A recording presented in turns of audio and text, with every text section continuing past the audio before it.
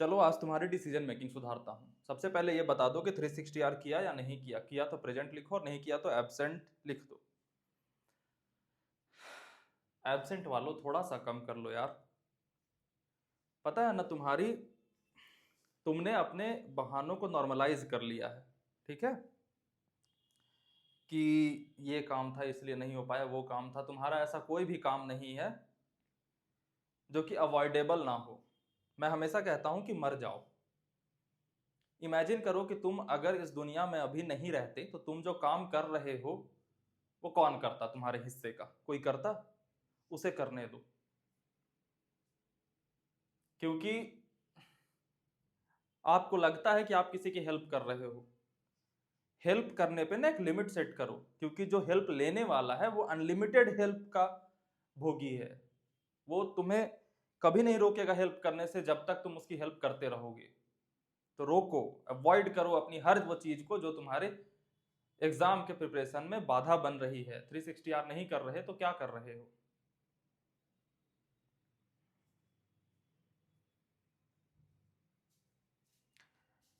अब बात कर लेते हैं डिसीजन मेकिंग पे। डिसीजन मेकिंग, डिसीजन तुम क्या चुनते हो इस पे तुम्हारी तैयारी कैसी होगी डिपेंड करती है।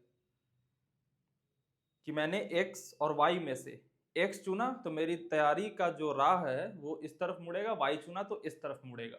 और हर दिन तुम्हारे सामने डिसीजंस लेने के मौके मिलते हैं कि ये क्वेश्चन करूं या ना करूं, इस क्वेश्चन को इस तरीके से करूं या ना करूं, इस क्वेश्चन को कितने देर लगाऊं, 10 मिनट लगाऊं या 5 मिनट में गिव अप करके सॉल्यूशन देख लूं। तो वो सारे डिसीजंस लेने होते हैं। और डिसीजंस जितने सही होंगे उतना बेहतर तुम प्रिपेयर कर पाओगे। पहले तुम चॉइसेस को बनाते हो और एट द एंड चॉइसेस तुम्हें बना देती हैं कि तुम किस तरीके के इंसान रहोगे। अब सही चॉइसेस तो लेने ही मैंने बहुत सारी बातों में सिखाई है कि सही चॉइसेस कैसे लेते हैं।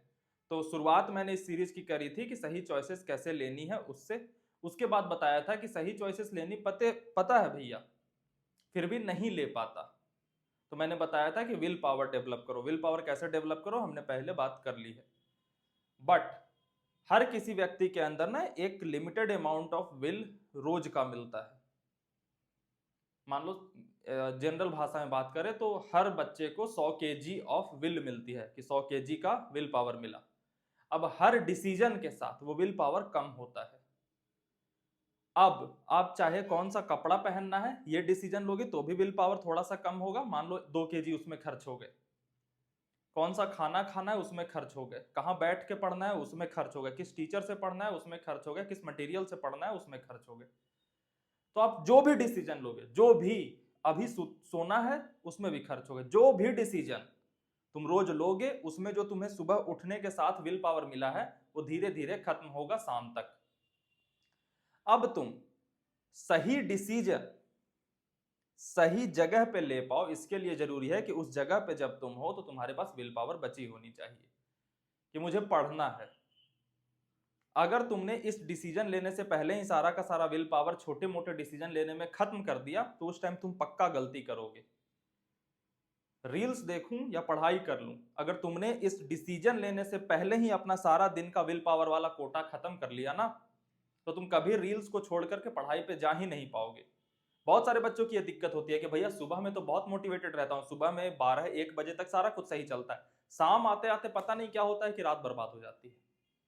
ऐसा क्यों होता है? क्योंकि तुम्हारे जो विल का कोटा मिला था सुबह का ना वो तुमने शाम आते आते खत्म कर दिया। तो इसको बचाना है तुम्हें। कैसे बचाना है? कि जो डिसीजंस तुम्हारी तैयारी को इंपैक्ट नहीं करते उसे तुम ऑटो पायलट कर दो। कौन से कपड़े पहनूंगा? घर में ही रहते हो ना, ऑनलाइन तैयारी करते हो या ऑफलाइन कोचिंग भी जाते हो, तो कौन से कपड़े पहनूं ये फिक्स कर लो। रोज एक टी शर्ट और एक ट्राउजर पहनो और डिसाइड हो गया कि कपड़े ये पहनने हैं। अगर तुम्हें चेंज करना है तो 7 दिन का एक पेपर पे डिसाइड कर लो कि अच्छा ये करना है बस। खाना कौन सा खाना है? मैं एक बात कहता हूं कि जिनके खाने में बहुत चॉइसेस होते हैं ना वो बच्चे अच्छे स्टूडेंट कभी नहीं बन पाते। क्योंकि आप खाने का डिसीजन तो लोगे ना, तो जब खाने का डिसीजन लोगे तो विल पावर उसमें कम होगा। और खाने का डिसीजन बहुत ज्यादा एग्जॉस्ट करता है कि शाम को निकले तो मोमोज खा ले या बर्गर खा ले, कुछ नहीं। अगर खाना भी है तो ये ऑटो पायलट कर दो, पेपर पे लिख लो कि संडे को मैं शाम को ये खाता हूँ, मंडे को ये, ट्यूसडे को ये, वेडनेसडे को ये और ये। दोस्त के साथ बाहर जाना है, इसका डिसीजन लेना है। हाँ ना, ये सारे जो फालतू के डिसीजन है ना, इसको ऑटोमेट कर दो कि ये फिक्स है, ऐसा होता है, मुझे डिसीजन लेने की जरूरत नहीं पड़ती रोज रोज इस पे। जब ऐसा करोगे, जब ये सारे छोटे छोटे छोटे छोटे फालतू से डिसीजन तुम ऑटोमेट कर दोगे ना, तो तुम्हारी विल पावर पूरी बची रहेगी। मेरे साथ भी होता है, जिस दिन मैं 10 फालतू के डिसीजंस ले लूंगा ना, उस दिन क्या कंटेंट पब्लिश करना है उसका डिसाइड ही मैं नहीं कर पाता। सबके साथ होता है, एवरी ह्यूमन बीइंग। तो अपने डिसीजन को ऑटोमेट करो, तब तुम्हारी जो विल पावर 100 kg मिली है ना, वो बचेगी और वो सही जगह पे यूज होगा। नहीं तो हमारा दिमाग जो है ना लाडले, ये लिमिटेड बिट रेट के साथ सुबह जन्म लेता है, और जो तुम 10 चीजों की डिसीजन लेते हो वो 10 एप्स की तरह हैं, खुले हुए बैकग्राउंड में चल रहे हैं। तुम्हें वो सारे क्लोज करने पड़ेंगे, तब एक ऐप खोलोगे पढ़ाई वाला तो अच्छा चलेगा तुम्हारे दिमाग में। अभी भी बहुत सारे बच्चे कंफ्यूज है कि भैया इस टीचर वो टीचर, ये कोर्स वो कोर्स, ये सारे डिसीजंस लेने में ना तुम फील करोगे कि शाम तक थक गए, बिना मतलब के थक गए। नहीं थकना।